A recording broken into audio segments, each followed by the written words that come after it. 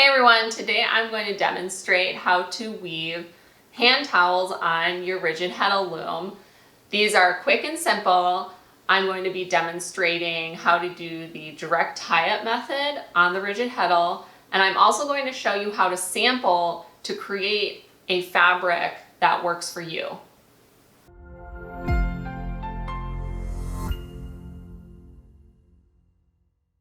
I'm going to be weaving the Coastal Tea Towel patterns by Christine Jablonski, which is a free pattern linked below. The towels are woven using a Fibonacci sequence for the striping. I wasn't sure what color combination I would like, so I sampled a pink stripe and a gold stripe just to see what I would like better. I also am going to be reducing the amount of warp ends because I'm going to be using a sport weight yarn. She, however, uses a much finer yarn for her pattern.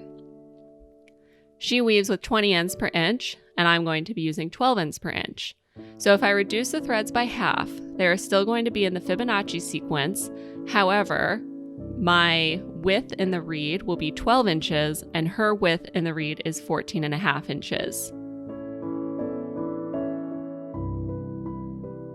Once I knew the colors I was going to be using and how many warp ends I needed for the towels, I needed to calculate how much warp was actually needed to weave them. There's a few factors to consider when estimating the warp length. For example, draw-in, take-up, fringe, no fringe, and loom waist.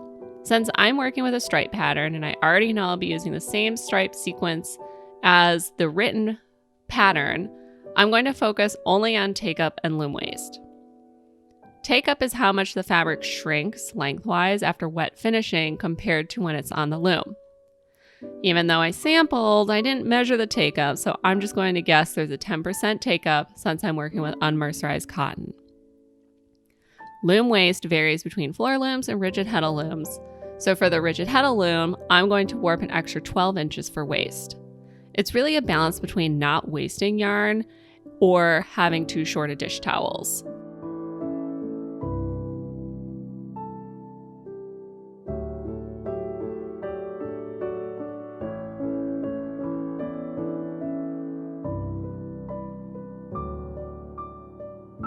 The last thing I needed to calculate was how much weft I would need.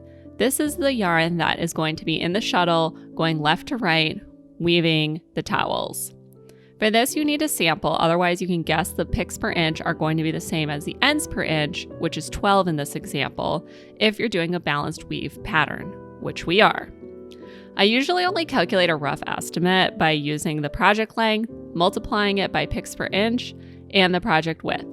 For example, this project is going to need about 250 yards of yarn.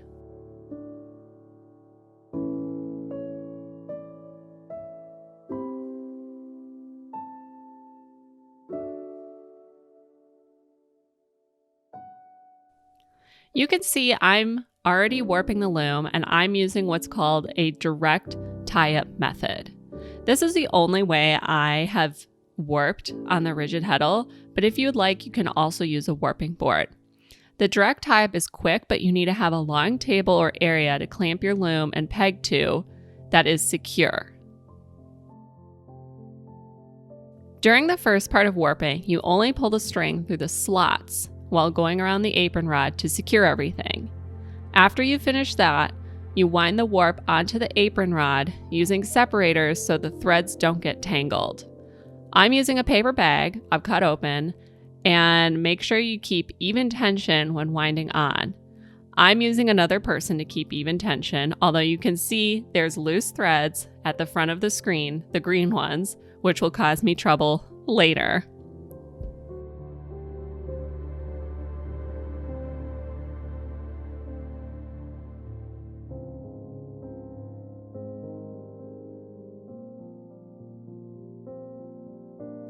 Once the warp is wound on, you cut the loop that was around the peg so you can thread one of each pair of threads that's going through the heddle into the hole next to the slot.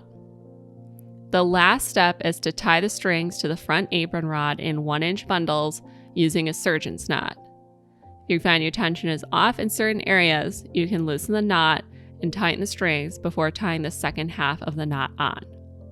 This is a lot of information, and if you'd like more, I would highly recommend the book Inventive Weaving on a Little Loom, which is linked below in the description.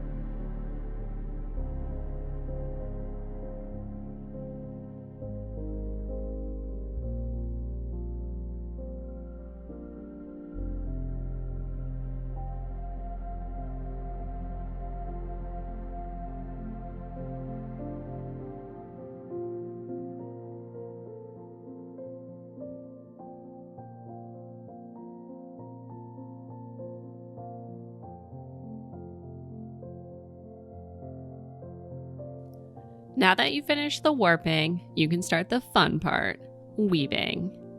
You can see I'm adding a blue string at the beginning of my warp, and this is just to try and make sure the tension is very even before I actually start weaving. It also spreads the warp threads out from the surgeon's knot to try and make it as even as possible.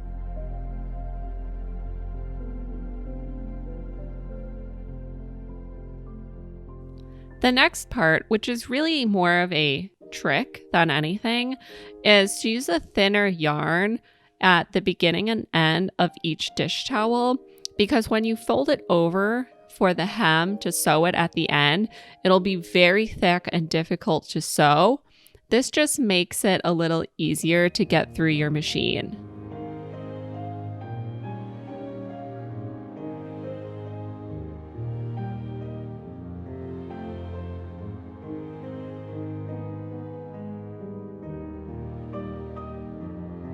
This project moved along so quickly. At this point, I've already finished one towel, and I'm adding that same blue string to separate both the towels. So when I finish them, I can cut that without worrying about damaging my actual towels that I want to keep. You can also see my weaving got a little crooked, and so I'm trying to correct it by placing the blue thread a little further out.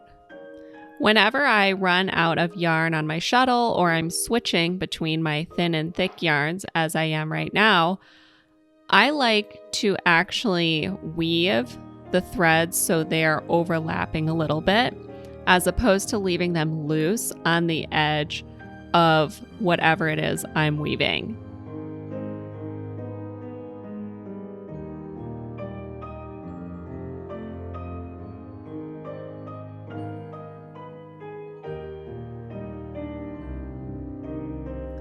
This project only took a couple days of very casual weaving to finish, which was really nice.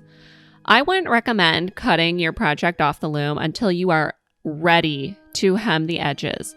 As soon as those weft threads are no longer under tension, they will start to work themselves out.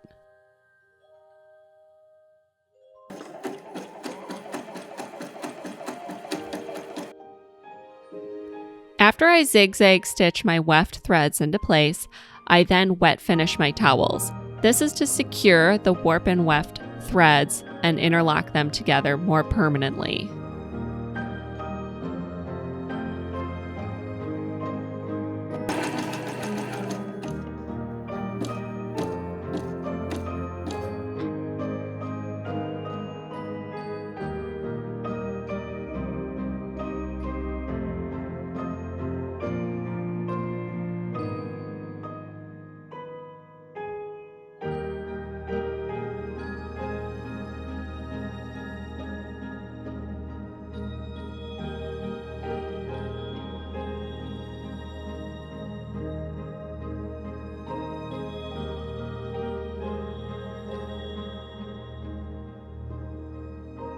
The last step in creating your hand towels is to simply hem the edges, and you're done.